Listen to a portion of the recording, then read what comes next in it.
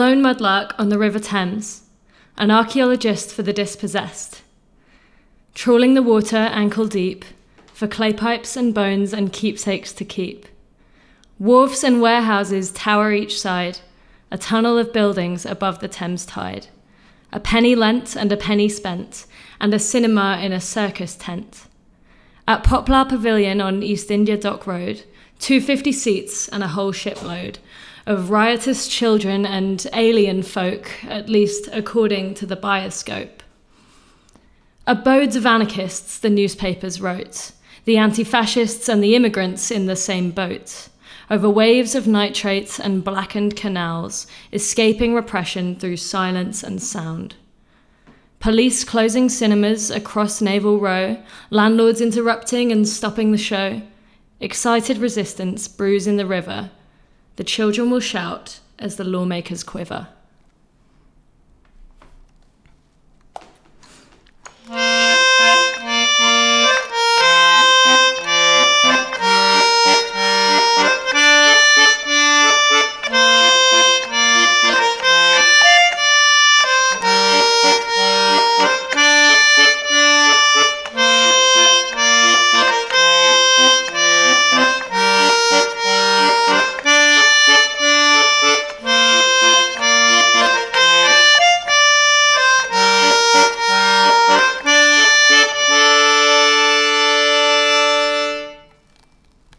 These movies would play on a flowing rotation, free from military display or royal procession, more theatre than paper, and much like a river, the images were continuous, flowing like the Thames.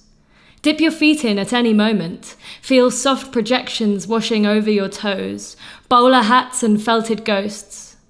Just as little objects might float into the arms of a mudlark, these tangible, ephemeral memories swim across the screen. Projections dancing, electric shadows landing on tear-stained cheeks, flashes on children's faces, eyes dripping drops of black and white.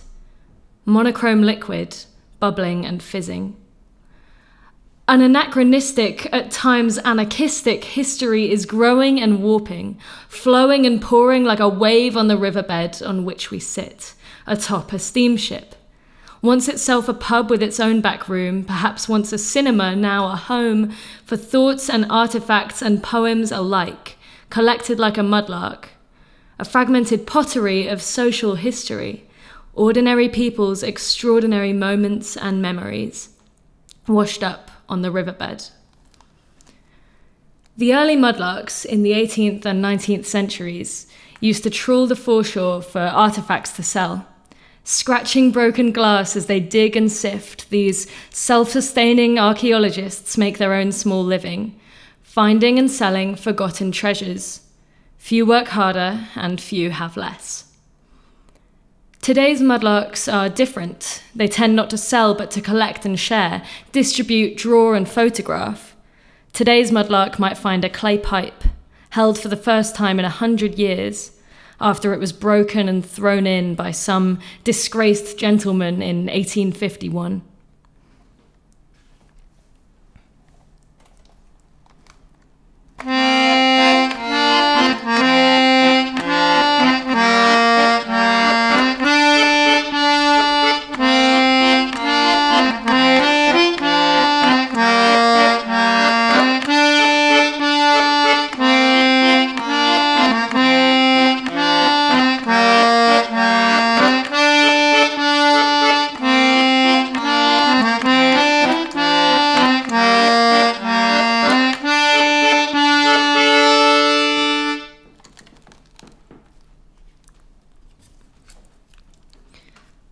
These anachronisms can be found too in the cinema.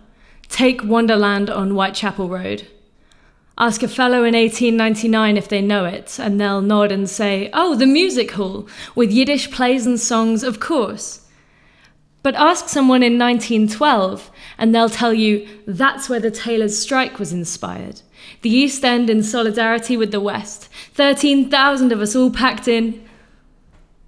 Ask again in 1921 and you'll hear, "Oh, the Rivoli, the new cinema, after the last place was destroyed in that fire."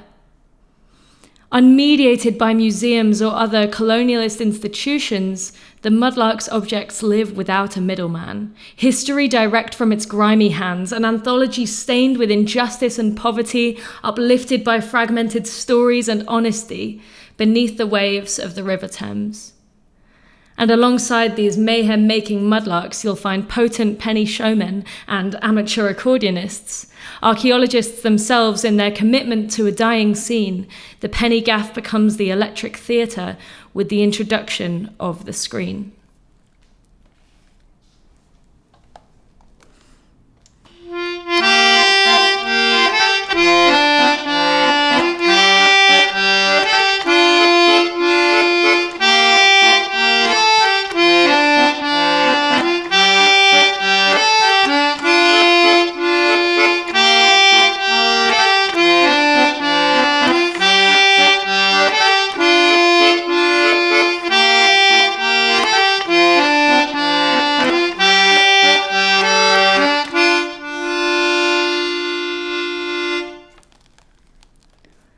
Shopfront cinemas in squatted buildings, fragmented films of times gone by, collected by showmen behind the reels, ensuring the cracked negatives heal.